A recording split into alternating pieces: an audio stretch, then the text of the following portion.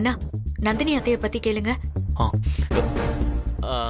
சித்தப்பா, நீங்க சொல்றது எனக்கு சரியா புரியலையே. நான் நந்தினி அத்தை வளர்ப்புனா அது எப்படி?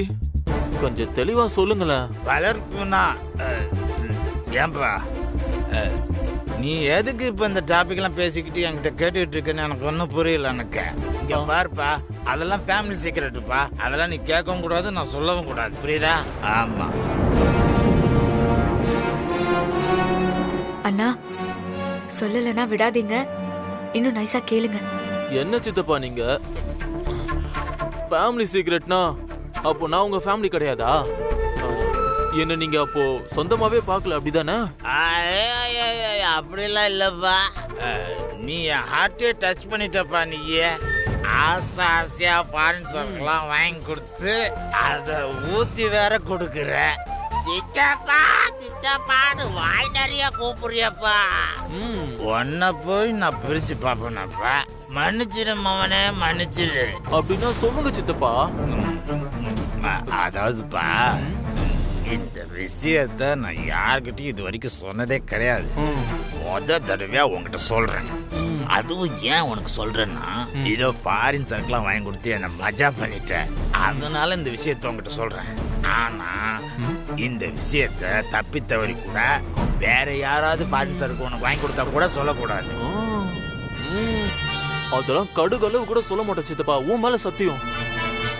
நீங்க தைரியமா சொல்லுங்க. என் விக்ரம் பாப்ல இருக்கானே, அவன் என் அக்கா வயித்துல பிறந்தவனே கிடையாது.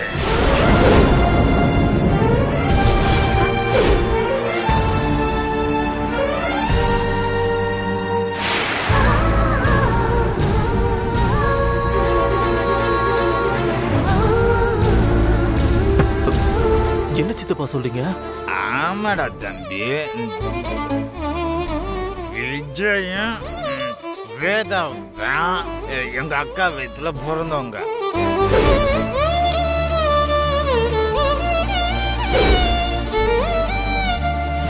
விக்ரம் எங்க அக்கா சின்ன வயசுல இருந்து எடுத்து வளர்த்துக்கிட்டு வருது.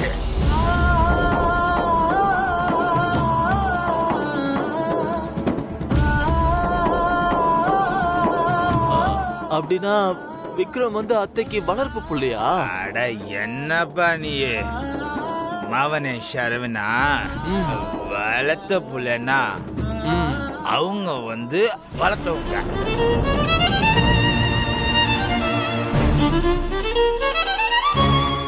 இது கூட உனக்கு புரிய மாட்டேங்குது.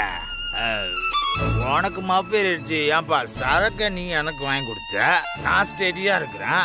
ஆனா அதை வாங்கி கொடுத்த நீ மட்டியாயிடுவ போல இருக்குது. அண்ணா, விக்ரம் நந்தினி அத்தையோட வளர்ப்பு புள்ளனா விக்ரமோட உண்மையான அம்மா யாருன்னு கேளுங்க. சித்தப்பா, அப்போ விக்ரமோட உண்மையான அம்மா யார் சித்தப்பா? இப்ப அவங்க எங்க இருக்காங்க? ஐயோ, அதெல்லாம் பெரிய கதை. அதெல்லாம் இப்போ அந்த ஒரு புல்லுல சொல்லிட முடியாதுப்பா, அவ்வளவு. சித்தப்பு, உங்களுக்கு இன்னும் இது மாதிரி எவ்வளவு சரக்கு வேணாலும் வாங்கி தரேன். நீங்க பாட்டுக்கு சாப்பிட்டுக்கிட்டே இருங்க ஃபுல்லா. கொஞ்சம் டைம் பாஸ் ஆவது ஆகும்ல, சொல்லுங்க சித்தப்பா. அட என்னப்பா நீ விட மாட்ட போல இருக்குதா? விக்ரமோட அம்மா இருக்காங்கள, அவங்களும் எங்க அக்காவும் ரொம்ப க்ளோஸ் ஃப்ரெண்ட்ஸ். விக்ரமோட அம்மா இருக்காங்கள, அவங்க ரொம்ப பெரிய பணக்காரங்க. நாங்க சும்மா சாதாரண குடும்பம். இப்ப இருக்கிற மாதிரிலாம் எங்களுக்கு எந்த வசதியும் கிடையாது. ஆனா அந்த விக்ரமோட அம்மா இருக்காங்க இல்லையா, அவங்க தான் எங்க அக்காவுக்கு என்னென்ன வசதிகள் தேவைகள் வேணுமோ எல்லாம் செஞ்சாங்க. அதான் சரவணா, அந்த அம்மா எங்களை நல்லா பார்த்துக்குச்சு. ஆனா பாவம், ஒரு நாள் தீ விபத்துல விக்ரமோட அம்மா இல்ல செத்து போச்சு. அவங்க அப்பாவும் செத்து போயிட்டாரு.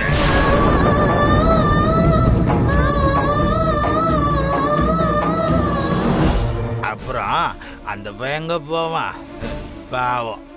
எங்க அக்கா தான் விக்ரமையும் அவங்க சொத்தையும் கார்டியனா இருந்து பார்த்துக்கிட்டு வருது.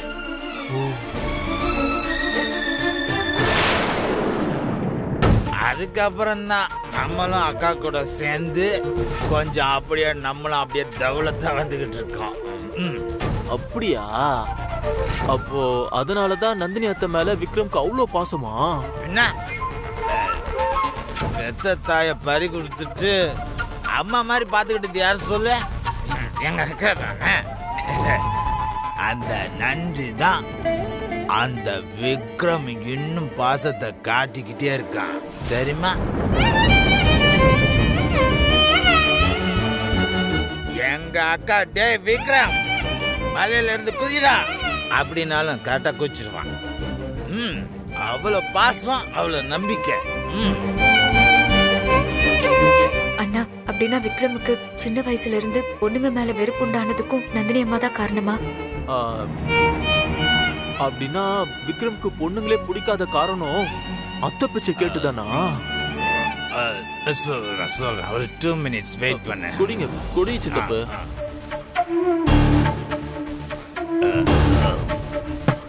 இப்போ சொல்லுங்க, அத்தை பேச்சு கேட்டுதானே?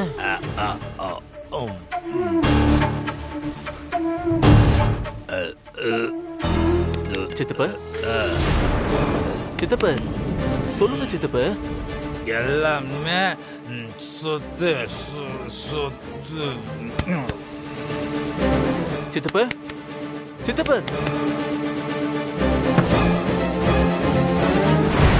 ஆஹா, அந்த ஆள் மட்டி ஆயிட்டாரு. இனிமே அந்த ஆளை எழுப்புறது ரொம்ப கஷ்டம். சரி சரிண்ணா, விடுங்க, நம்ம பாத்துக்கலாம். நீங்க இங்க வாங்க. சரி மகா. இந்த புலி யாரு தெரியுமா? விடியட்டுண்டா உங்களுக்கு இருக்கடா எல்லாருக்கும்.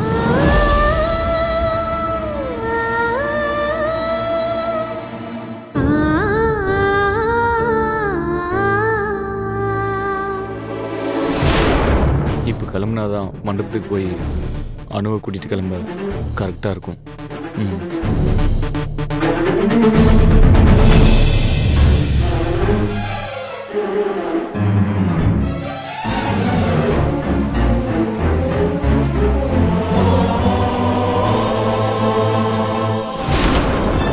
மகா. அண்ணா. மகா, சத்தியமா என்னால புலி சொன்னதை நம்பவே முடியல மகா. இவ்ளோ பெரிய விஷயம் எனக்கே இப்பதான் தெரியுதுன்றது செம்ம ஷாக்கிங்கா இருக்கு. இன்ஃபேக்ட் இத பத்தி ஸ்வேதாக்கு தெரியுமான்னு கூட எனக்கு தெரியல. ஒருவேளை அவளுக்கு தெரிஞ்சிருந்தா என்கிட்ட மறைச்சிருக்க வாய்ப்பே இல்ல. அண்ணா, எனக்கும் எல்லாமே இப்பதானா புரியுது. நந்தினி அம்மா திட்டம் போட்டுதான் விக்ரம்க்கு பொண்ணுங்கன்னா பிடிக்காத மாதிரியும் கல்யாணம்னா வெறுப்பு வர மாதிரியும் வளர்த்து வச்சிருக்காங்க. பாவம் நான் விக்ரம் அவங்கள நம்பிக்கிட்டு இப்ப வரைக்கும் அப்படியேதான் இருக்காரு. அதனாலதான் அனு மாதிரி ஒரு பொண்ணை கூட்டிட்டு வந்து நடிக்கிற அளவுக்கு வந்திருக்காருன்னா. ஆனா அனு யாருன்னு தெரிஞ்ச நந்தினி அம்மா அனுவை கைக்குள்ள போட்டுக்கிட்டு விக்ரமுக்கே கல்யாணம் பண்ணி வைக்க பிளான் போட்டிருக்காங்க. விக்ரமோட லைஃப பத்தி கொஞ்சம் கூட அக்கறையே இல்லாம முழுக்க முழுக்க அந்த சொத்தை மட்டும்தான் மனசுல வச்சுக்கிட்டு எல்லா விஷயத்தையும் பண்ணிருக்காங்க. ஆமா மகா, அவங்களோட கவனம் எல்லாம் விக்ரமோட சொத்து மேல மட்டும்தான் இருக்குன்றது நல்லாவே புரிஞ்சுக்க முடியுது. அதனாலதான் விக்ரம் போட்ட பிளானை வச்சு அவரை லாக் பண்ண பாக்குறாங்க. அவங்களோட பிளானை நாம எப்படியாவது தடுத்தாகணும்னா அனு கழுத்துல விக்ரம் தாலி கட்டவே கூடாது. அது இப்போ எப்படி மகா முடியும்? விடிஞ்சா கல்யாணம். அது மட்டும் இல்லாம நீ விக்ரம் கல்யாணத்தை நிறுத்தினா விஜயும் ஐஸ்வர்யாவோட கல்யாணமும் சேர்ந்து தானே நின்னு போகும். இல்லனா ஐசக்கா கல்யாணத்துக்கு எந்த சிக்கலும் இல்லாம விக்ரம் கல்யாணத்தை நான் ஸ்டாப் பண்ணி காட்டுறேன். ஆனா அதுக்கு உங்களோட சப்போர்ட்டும் எனக்கு வேணும்னா. மகா, விக்ரம் என்னோட பிசினஸ் பார்ட்னர். அவரோட தங்கச்சி நான் கல்யாணம் பண்ணிருக்கிறதெல்லாம் தாண்டி அவரு எனக்கு ஒரு நல்ல ஃப்ரெண்டு. என் ஃப்ரெண்டு லைஃப் நல்லா இருக்கணும்ன்றதுக்காக நான் என்ன வேணாலும் பண்ண தயாரா இருக்கேன். நான் என்ன பண்ணணும்னு மட்டும் சொல்லு.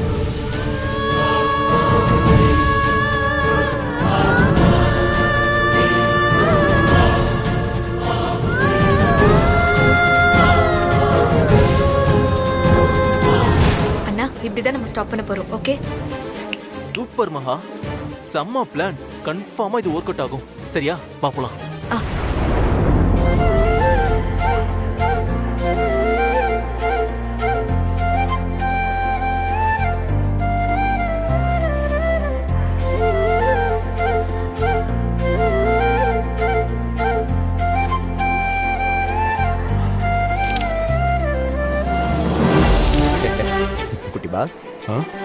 ஹனிமூனுக்கு எங்கே போகலான்னு பிளான் எதுவும் போட்டு வச்சிருக்கீங்களா இல்லையா? நீங்கள் எந்த கண்ட்ரிக்கு போனாலும் சரி இந்த பெருமாளையும் கூட கூட்டிகிட்டு போயிருங்க. உங்கள் ஹனிமூனை சாக்கா வச்சாவது ஃப்ளைட் ஏறி வெளிநாட சுற்றி பார்த்துட்டு போகிறேன். அட ஏன் நீ வேற, நானே எப்போ என்ன ஆகும்னு நினச்சி பக்குன்னு இருக்கேன். அதுக்குள்ளேயே நீ ஹனிமூனுக்கு போயிட்டியா? ஐயோ, அப்படிலாம் நீங்கள் யோசிக்கக்கூடாது. விடிஞ்சது தாலி கட்டுறீங்க, அதில் எந்த மாற்றமும் இல்லை. நீங்கள் எந்த கண்ட்ரின்னு மட்டும் சொல்லுங்கள், டிக்கெட் போடுற வேலையை நான் இங்கேருந்து முடிச்சிடறேன். அதெல்லாம் ஒன்றும் வேணாம், முதல்ல நான் தாலி கட்டிடுறேன், அதுக்கப்புறம் எதுவாக இருந்தாலும் பார்த்துக்கலாம்.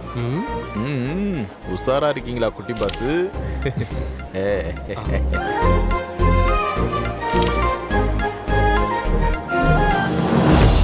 ஆமா, விக்ரமும் அனுவும் ரொம்ப நேரமா ஆளுக்கணுமே, எங்கடா போனாங்க? தெரியலையே குட்டி பாஸ், ஒருவேளை ட்ரெஸ்அப் ஆகிட்டு வர போயிருப்பாங்களோ என்னவோ.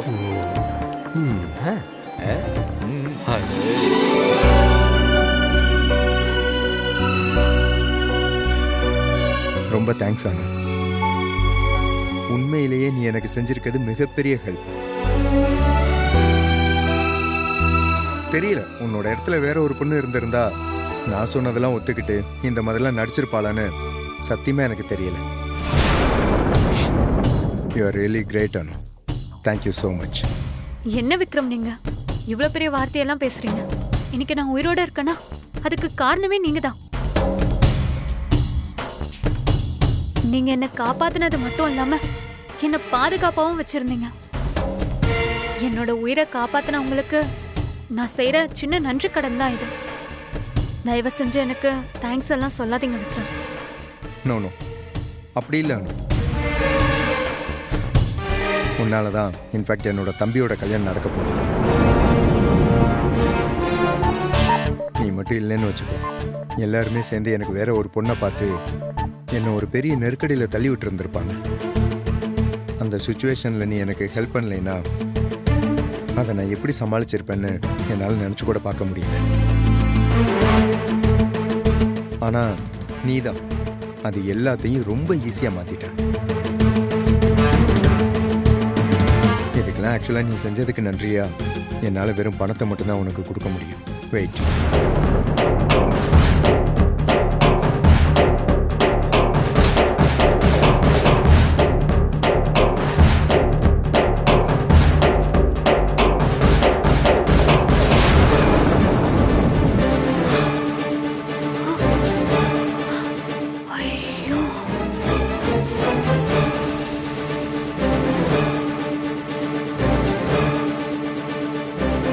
Take it. This is yours. பிடிச்சுக்கோ.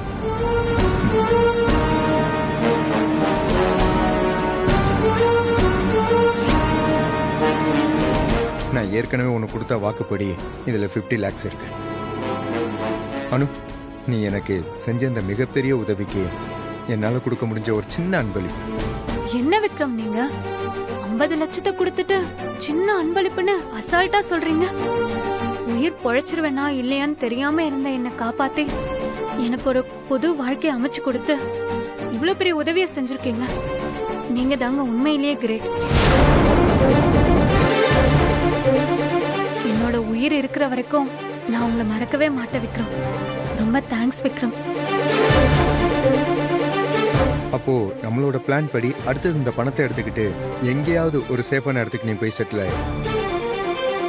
அங்க போய் உனக்கு பிடிச்ச மாதிரியான ஒரு வாழ்க்கையை நீ ஸ்டார்ட் பண்ண. சரிதான் விக்ரம், நானே போகணும்னு நினைச்சா கூட உங்க அம்மா போக விட மாட்டாங்களே. ஆனா நான் இப்ப கிளம்புனா எல்லாருக்கும் டவுட் வந்துடும். மிட் நைட் ஆகட்டுமே, நான் அதுக்கப்புறமா கிளம்பி போயிடுறேன். அப்பதான் யாருக்கும் எந்த டவுட்டும் வராது.